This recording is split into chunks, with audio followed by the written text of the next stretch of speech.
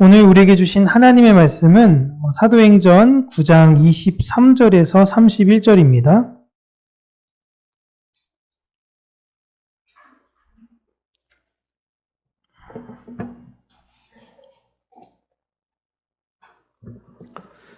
사도행전 9장 23절에서 31절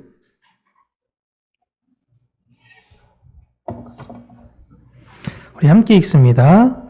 여러 날이 지남에 유대인들이 사울 죽이기를 공모하더니 그 계교가 사울에게 알려지니라. 그들이 그를 죽이려고 밤낮으로 성문까지 지키거늘 그의 제자들이 밤에 사울을 광주리에 담아 성벽에서 달아 내리니라. 사울이 예루살렘에 가서 제자들을 사귀고자 하나 다 두려워하여 그가 제자됨을 믿지 아니하니 바나바가 데리고 사도들에게 가서 그가 길에서 어떻게 주를 보았는지와 주께서 그에게 말씀하신 일과 다메섹에서 그가 어떻게 예수의 이름으로 담대히 말하였는지를 전하니라. 사울이 제자들과 함께 있어 예루살렘에 출입하며 또 주 예수의 이름으로 담대히 말하고 헬라파 유대인들과 함께 말하며 변론하니 그 사람들이 죽이려고 힘쓰거늘 형제들이 알고 가이사랴로 데리고 내려가서 다소로 보노니라. 그리하여 온 유대와 갈릴리와 사마리아 교회가 평안하여 든든히 서가고 주를 경외함과 성령의 위로로 진행하여 수가 더 많아지니라. 아멘. 오늘은 누구도 흔들지 못하는 평안이라는 제목으로 하나님의 말씀을 우리 사랑하는 성도님들과 함께 나누도록 하겠습니다. 우리 북한의 지도자인 김정은이 가장 두려워하는 것이 무엇이냐라고 할 때 항상 손에 꼽히는 게 한미연합훈련입니다. 왜 저걸 보고 그렇게 김정은은 두려워할까? 그리고 자꾸 어떤 성명을 내고 비난을 하고 왜 저럴까? 라고 예전에는 깊게 생각하지 않았는데요. 생각해보면 누군가가 공개적으로 나와 내 가족을 죽이는 훈련을 모여서 한다라고 생각해 본다면 그 사실을 아는 것만으로도 충분히 두려운 일입니다. 막 총을 쏘고 칼로 막 어떤 걸 찌르고 막 이런 거를 자꾸만 보여준다고 생각해 봐요. 그러면 무섭겠죠? 에이, 안 올 거야. 라는 건 그냥 기대사항이지만 혹시 오면 어떻게 되지? 라는 이 생각이 아마 밤에 잠을 이루지 못하게 할 겁니다. 많은 사람들이 죽음을 두려워하지만 실제로 다른 사람을 죽게 만든 경험이 있는 사람들에게 있어서는요, 죽음의 공포가 더 크다라고 합니다. 살인자가요, 죽는 걸 훨씬 더 무서워한대요. 마찬가지로 남의 물건을 훔쳐본 사람들은요, 누군가 내 것을 훔치지 않을까 하는 두려움이 마음속에 자리 잡게 됩니다. 누구도 믿지 못하는 거죠. 결국 우리가 학교에서부터 착하게 살아야 한다 라고 이야기할 때에 그 착하게 사는 건 마치 멍청하게 다른 사람에게 져주면서 살아가는 것 같지만 실제 심리학적으로만 봐도 자신을 위해서 사는 것이 자신을 위해서 훨씬 더 좋은 것입니다. 오늘 본문에 등장하는 사울은 그 전에 예수를 믿는 사람은 마땅히 죽어야 한다고 생각했던 사람이었습니다. 그랬던 그가 예수를 만나고 완전히 변화됐죠. 사울은 회당에서 예수님이 진짜 하나님의 아들이라고 선포하면서 다녔습니다. 여러분, 유대인들에게 있어서 하나님의 아들, 그러니까 아들이라는 의미는 곧 그 아버지를 의미하는 것이에요. 아버지가 나이가 많아져서 상속을 자녀에게 합니다. 특별히 아들에게 하죠. 지금이야 여러분 상속세를 부여하지만 옛날에 상속세가 어디 있습니까? 그냥 상속을 아들에게 다 하는 거예요. 그러면 아들은 그 아버지의 상속을 이어받아 자기가 해야 되는 역할이 무엇이냐? 열심히 이걸 까먹는 게 아니라 이걸 잘 유지하고 잘 불려서 다음 자신의 아들에게 물려줘 상속하는 것이 그의 역할인 겁니다. 그러니까 모두가 다 그 가문의 아버지와 아들들이에요. 그러니까 하나님의 아들이라는 의미는 곧 그 아들은 하나님이다라는 걸 의미하는 것입니다. 고로 사울이 예수님은 하나님의 아들이다라고 외칠 때 예수님은 곧 하나님이시다라고 얘기한 것과 동일한 겁니다. 다메섹에 오기 전 사울은 예루살렘에 있는 교회들을 파괴하고 스데반 집사님이 죽는 일에 있어서 가장 앞장서서 주도했던 인물입니다. 그랬던 그가 공회에서 이런 말을 서슴지 않고 한다는 것은 사실상 목숨을 내놓는 일과 같았습니다. 내가 그렇게 외쳤던 사람을 죽인 사람이에요. 근데 내가 지금 외치고 있다라는 건 그 그룹에 있는 사람들이 나를 죽여도 전혀 이상하지 않은 것입니다. 그런데 전하고 있어요. 다메섹에서 그와 함께 예수를 믿는 사람들을 체포하거나 경우에 따라서 죽일 권한을 가진 이들과 사울은 함께 왔습니다. 사울은 이들이 자신을 얼마든지 죽일 수 있다라는 사실을 잘 알고 있어요. 그럼에도 이렇게 과감하게 회당을 다니면서 복음을 전한 이유를 생각해 보면 사울 마음속엔 아마도 스데반과 교회에 대한 속죄의 마음이 있진 않았을까라고 생각해 봅니다. 자신이 예루살렘에 있는 교회들을 다 파괴하고 거기에 있는 사람들을 끌고 갈 때 지금 뭐 그냥 순순히 체포되면서 그렇게 끌려갔을까요? 머리 끄드랭이 잡고 막 옷 다 찢어지고 막 그러면서 끌려갔겠죠. 때로는 때리기도 하고 모욕하기도 하고 그랬던 자기의 과거를 생각할 때 야, 내가 무슨 염치로 더 살겠는가라는 생각이 아마도 사울 안엔 있지는 않았을까라고 생각을 했습니다. 그렇게 그는 거기에 회당에 있는 유대인들에게 돌에 맞아 죽어도 이상하지 않다라고 여겼을 것이고 어쩌면 자신 마음 안에 있는 스데반 집사님 혹은 다른 사람들에 대한 마음의 빚을 갚기 위해 더욱더 열심히 복음을 전했고 그 결과 다메섹에 있는 유대인들 중 마음을 돌이키는 상당수의 사람들이 생겨났습니다. 그런데 교인들은 이렇게 가다가 얼마 지나지 않아 사울이 죽게 될 것을 알았고 사울도 그 이야기를 듣게 됐어요. 그래서 일단 교회는 사울을 숨겼습니다. 근데 사울이 막 회당을 다니면서 예수님은 하나님이다 라고 외치고 다니다가 어느 날 갑자기 사라진 것입니다. 그래서 유대인들은 사울이 도망쳤구나. 그러면 성문을 지키고 있다가 그가 올 때에 그를 죽여야겠다라고 생각을 했습니다.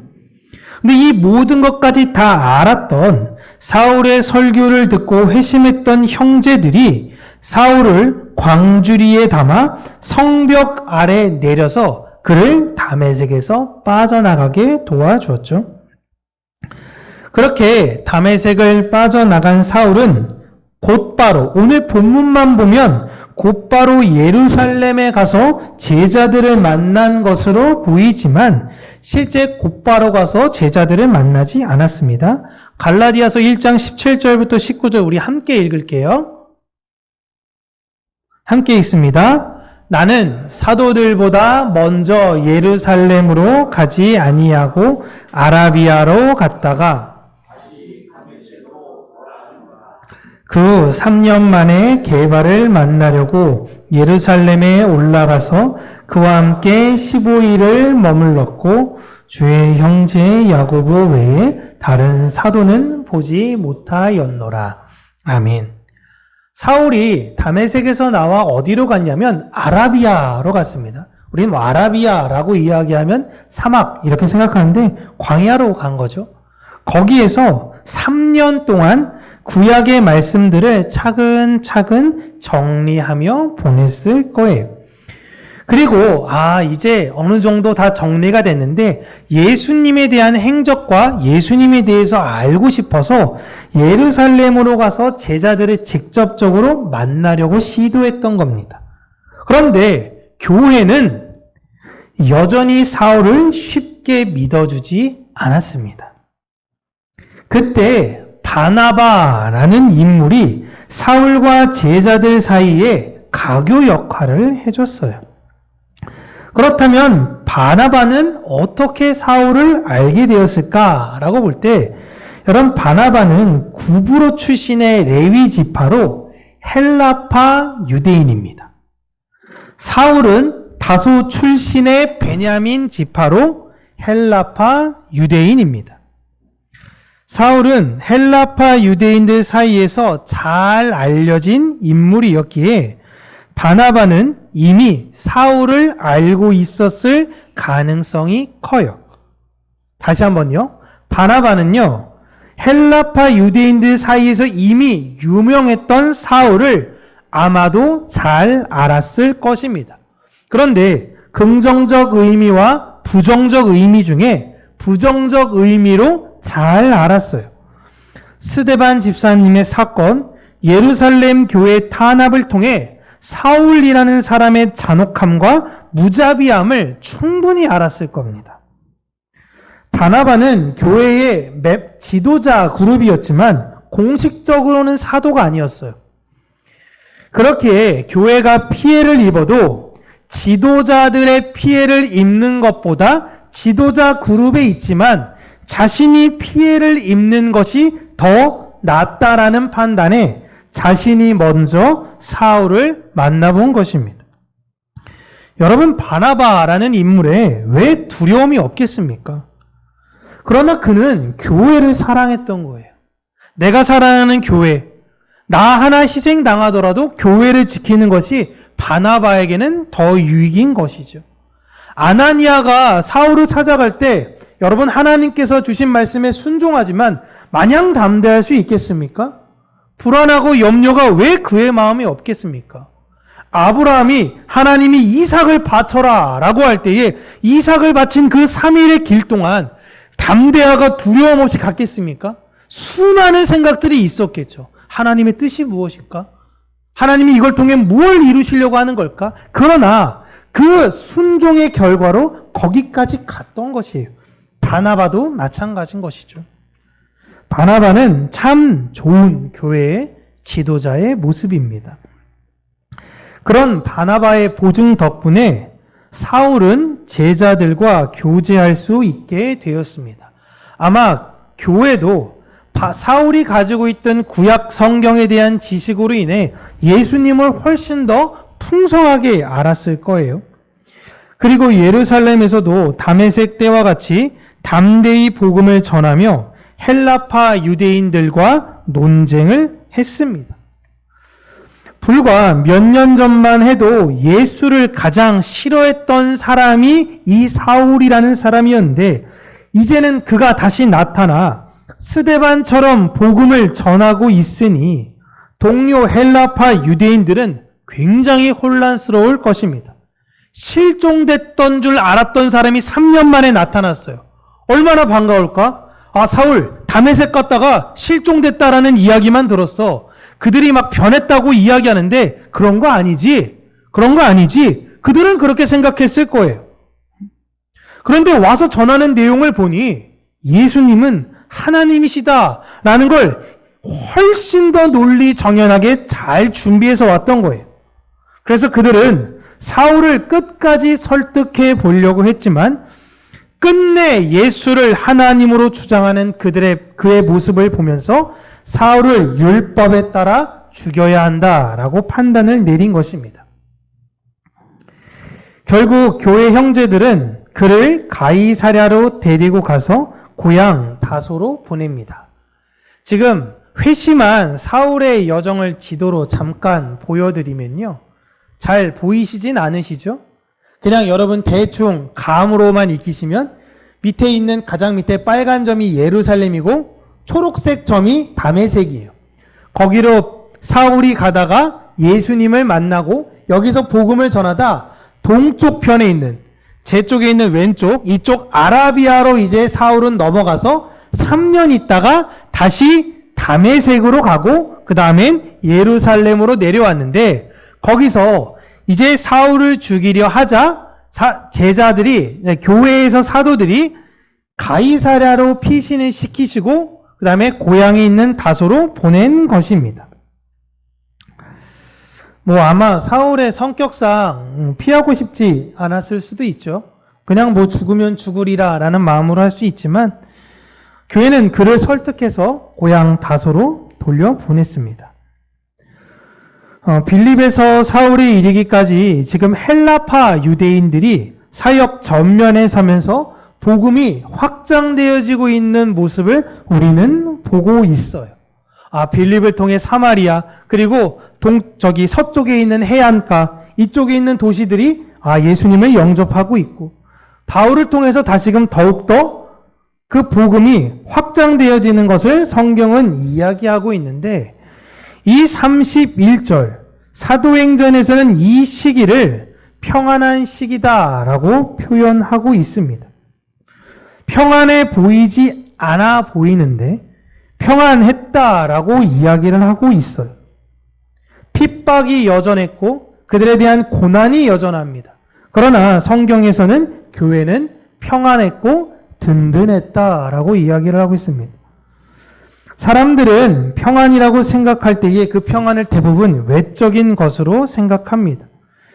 내면의 전쟁터라도 겉으로 평안한 모습을 보이면 사람들은 그를 평안하다라고 생각을 합니다. 제가 11년 전 이제 찾아보다가요. 한 조사를 그 YTN 방송국에서 나왔던 걸 봤는데 아내들에게 질문을 합니다. 남편이 얼마를 벌어오면은 여러분은 참고 이혼하지 않으실 수 있습니까? 라는 질문이었어요. 그럴 때 물었을 때에 당시 여자분들이 제시한 한 달의 액수가 얼마였냐면 1,000만 원이었습니다. 월 1,000만 원을 남편이 벌어다만 주면 무슨 일을 하더라도 저는 이혼하지 않을 거예요. 0%가 나왔어요. 0%. 지금으로 치면 약 1,500만 원 정도이죠. 근데 이제 물론 기준이 좀 다릅니다. 당시에는 뭐 여자분들이 대부분 전업주부인 분들이 좀 많이 있으시니까 그런데 지금은 또 그렇지는 않긴 하겠죠. 그때 당시만 돌이켜보면 남편이 폭력을 써도 돈이 많으면 가난한 남편보다 나은 거 아니야? 라고 스스로를 위로했던 것입니다. 그러나 믿음의 가정들은 이러한 가치관에 동의하지 않았습니다. 성실한 남편, 지혜로운 아내, 예의 바른 자녀. 우리가 예수를 믿는 한 가정 안에 있는 믿음의 가정이라는 것이 자랑이었어요. 그런데 교회 안에 스물스물 세상의 그 문화가 침식되어져서 교회 안에서도 세상과 동일하게 좋은 대학을 다니는 자녀, 좋은 직장에 다니는 남편, 재테크 잘하는 아내, 이런 것을 자랑하고 있는 것입니다. 여러분, 하나님의 백성은 하나님의 진리라고 믿으며 그것을 이 세상에 자랑하는 사람들이에요. 왜 교회를 다니면서 분명히 하나님은 평안이다 라고 말씀하시는데 저는 왜 평안하지 않을까요? 라고 물어보면 내 안에 진리의 기준이 없기 때문에 그런 것입니다. 성경에서 말하는 평안은 외적인 환경이 아니에요. 내가 돈을 더 많이 벌고 내가 더 진급을 하고 내가 좋은 학벌을 갖고 있고 내 자녀가 잘 되고 여기에 평안이 있다라고 성경은 단 한 번도 이야기하지 않습니다. 그런데 세상의 가치관이 내가 알고 있는 성경의 가치관을 이겨버리는 거예요. 초대교회에는 언제 끝날지 모를 핍박과 차별이 있었습니다. 이제 사울을 다소로 보냈으니까 끝! 이게 아니에요. 여전히 그들을 괴롭히고 핍박하고 차별해요. 그들을 무시하고 그들은 여러 가지 경제적 활동도 하기 어렵습니다. 그런데 성경은 교회를 뭐라고 이야기하냐? 그들은 흔들리지 않았다라고 이야기를 해요. 왜? 흔들려야 되는데, 가난하면 흔들려야 되는 거 아니에요? 건강하지 않으면 흔들려야 되는 거 아니에요? 나약하고 두려워서 벌벌벌 떨어야 되는 거 아닙니까? 그런데 교회는 평안하며 든든했다라고 합니다. 왜요? 그들은 진리를 알았기 때문이에요. 그 진리에 서 있다라는 걸 확신했기 때문에 요동하지 않았던 것입니다. 아나니아가 사울을 만났을 때 거기에 사울만 있었을까요? 유다의 집에? 사울과 다메섹의 체포조들이 함께 왔을 수 있겠죠. 완전히 노출해버린 거 아닙니까? 자신을. 체포의 위협에 따라 실제로 체포됐을 수도 있어요. 하나님 말씀 순종했더니 내 인생 이게 뭐야? 바나바는 자신의 모든 재산을 다 교회에 나눠줬습니다. 그러면 이걸로 인해 누가 제일 불만 많이 품을 수 있을까요? 자녀들이죠. 우리 아빠는 맨날 교회에다 헌금 다 퍼다주고 난 뭐야 난? 제 군대 때 동기가 아버지가 중소기업 사장님이었는데 저한테 얘기했어요. 우리 아빠 여의도 순복음교회 다녀. 그러더니 그래? 알겠어. 근데 아빠가 주정헌금 얼마씩 하는지 아빠 이게 방에 갔다가 봤는데 깜짝 놀랐다는 거예요. 주정헌금. 매주 주정헌금을 100만 원씩 한대요. 2000년입니다. 여러분 2000년. 2000년 당시에 100만 원씩 했대요. 주정헌금을 매주일헌금으로. 그러니까 걔가 뭐라 그랬어요? 우리 아버지가 믿음이 대단해? 이게 아니라 아까워. 날 주지. 그걸 왜 거기다 다 그렇게 하는지 모르겠어. 라는 이야기하는 거예요. 바나바가 재산을 다 나눠준다 그랬을 때 가족들이 뭐라 그랬을까요? 먹을 게 없어. 아빠 우리 좀 먹을 게 없는데요? 그럼 원망 들을 거 아닙니까? 응? 그러나 바나바와 아나니아는 우리를 더 채워주지 않은 하나님을 원망하였더라. 성경은 절대 이렇게 이야기하지 않습니다. 그들은 평안한 사람들이었어요. 진짜 진리가 무엇인지를 알았던 사람입니다. 예수님께서 제자들에게 말씀하신 진리를 알게 되면 진리가 너희를 자유하게 할 거야. 진리를 알면 평안을 얻어요. 근데 내가 알고 있는 진리와 이 말씀에서 이야기하는 진리가 충돌되다가 어느 걸 이제 내 마음의 기준에 삼아요? 세상이 진리예요. 잘 나가는 게 진리인 거예요. 이거 눈에 보이지도 않는 거 이게 뭔 필요야. 그러니까 마음이 어때요? 평안이 없는 거예요. 당연한 논리입니다. 세상을 선택하니 평안을 잃어버리는 거예요. 그런데 세상을 더 추구하고 하는 거예요. 목말라서 바닷물 먹었더니 일시적으로 좀 괜찮아 보여. 근데 조금 지나니까 더 갈증 나는 거예요. 그러니까 더 먹는 거예요. 악순환이죠. 많은 기독교인들이 평안을 구하고 평안을 노래하는데 실제로 평안이 없는 경우가 너무 많아요. 그들이 습관적으로 저도 예전에 청년들이나 나이 드신 분들에 만나서 얘기하면요. 신앙의 슬럼프를 겪는다라는 이야기 진짜 많이 합니다. 신앙의 슬럼프가 왔어요. 너무 힘들어요. 근데 여러분 이 슬럼프라는 건요. 갑자기 오는 것이 아닙니다. 작은 영적 게으름이 계속 누적이 돼요. 그러면 어느 순간 누적됐던 게 팡 터지는 거예요. 갑자기 암이 생기지 않아요, 여러분. 암이 계속 누적되다가 팡 터지는 겁니다. 영적 게으름으로 인한 평안이 무너지는 신앙 슬럼프도 마찬가지예요. 그런데 사람들은 마치 이게 일시적으로 왔다고 생각해요. 다 말씀 안다고 생각해요. 그거 들은 얘기들. 그거 다 아는 것들. 들으면 다 그건데 새로운 거.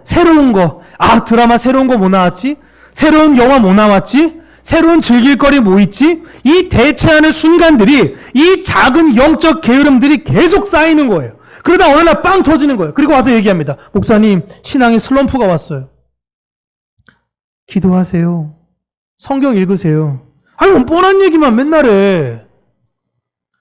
하루하루 말씀을 듣고 읽고 묵상하며 예수로 채우고자 하는 사람들에게 여러분 신앙의 슬럼프라는 단어는 없어요. 기복은 있을 수 있어요. 좀 마음이 조금 많이 내려앉았네? 이럴 수 있지만 신앙의 슬럼프가 찾아오진 않습니다. 그러기에 여러분이 만약에 주변에서도 누가 나 신앙에 슬럼프가 왔어 라고 이야기를 한다면요, 그 사람한테 권면하는 건 딱 하나예요. 기초부터 다시 시작하세요. 기초부터.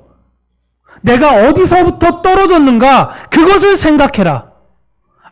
하나님, 내가 언제 어느 순간부터 하나님에 대한 마음을 놓치고 살았을까요? 어느 순간 내가 이 세상만 바라보며 살았던 내 마음을 돌이켜주세요. 다시금 말씀 한 구절 한 구절 읽을게요. 저 지금 말씀 읽다가도 눈물이 터져 나와요. 여러분, 한두 번 읽습니까? 이 내용? 수십 번, 수백 번 읽는데 왜 다르지? 왜 이게 살아서 진짜 내 마음 안에 역사되는 거지? 왜 하나님의 그 마음이 나에게 절절히 그게 느껴질까? 말씀은 들음에서부터 난다라는 건 내가 말씀을 읽을 때, 말씀을 들을 때 하나도 모르는 것처럼 다시 시작하는 겁니다. 저 다른 분들 설교 들을 때 그렇게 해요. 하나도 모르는 것처럼. 하나님, 내가 설교 평가하지 않게 해주세요. 하나님, 내가 말씀 안다고 쉽게 넘어가지 않게 해주세요. 내가 이 말씀 모르는 것처럼, 오늘 초신자로 처음 읽은 것처럼 그렇게 읽게 해주세요. 그렇게 다시 읽으세요, 여러분. 다시 기도하시고요. 분명히 보증하고 약속하는데 하나님께서 여러분 찾아가십니다. 초대교회에 역사하셨던 이 성경을 우리에게 주신 그 하나님이 2000년 전의 하나님이 지금의 우리 하나님과 다른 하나님이 아니에요. 지금 우리와 함께 하신 하나님이십니다. 하나님의 제자는 어떠한 상황에서도 반석 위에 선 듯 흔들리지 않는 견고함으로 세상에 하나님이 주신 평안이 무엇인지를 보여주는 사람들, 저와 여러분들을 하나님이 왜 부르셨어요? 세상 사람들이랑 똑같이 불안하고, 세상 사람들이랑 똑같은 거 원하고, 똑같은 거 먹으려고 하고, 똑같은 거 추구하고, 왜 부르신 거야? 아니에요. 여러분을 통해서 진짜 평안이 무엇인지, 돈도 아니고 외모도 아니고 세상의 지식도 아닌 진짜 하나님이 평안이라는 것을 아무것도 아닌 우리들을 통해서 이 세상에 보여주시려고 하는 것인 걸 우리가 생각하고 우리가 하나님을 믿으며 그 예수라는 반석 위에 든든히 서가는 우리 평강교회가 되기를 주님의 이름으로 축복합니다. 기도하겠습니다. 하나님, 우리가 세상을 핑계 삼아 마치 세상이 나를 실족해하고 세상이 나를 무너뜨리려고 하고 이 모든 핑계를 세상을 삼아 살아가는 그런 연약한 자들이 되는 것이 아니라 내가 어디서부터 내 안에 이 떨어짐이 발생되었는가라는 것을 생각하며 내 자신의 연약함을 하나님께 고백하며 하나님께 솔직한 마음으로 나아가는 그런 믿음의 자녀들이 되게 하여 주시고 우리를 예수 그리스도라는 그 든든한 반석 위에 세우셨던 하나님의 은혜와 사랑을 잊어버리지 아니하며 내 안에 헛된 생각들, 교만한 마음들을 내려놓고 오직 하나님의 말씀에 더 집중하며 우리에게 부어주신 그 사랑을 우리가 더욱더 알아가는 자들이 되어지기를 원합니다. 우리 평강교회를 부르신 하나님의 뜻과 이유를 우리가 잘 분별하게 하여 주시고 이 세상 사람들과 구별 없이 살아가는 것이 아닌 구별된 자로 그 믿음과 소망 안에 살아가는 자들이 될 수 있도록 은혜 허락하여 주시옵소서. 예수님 이름으로 기도합니다. 아멘.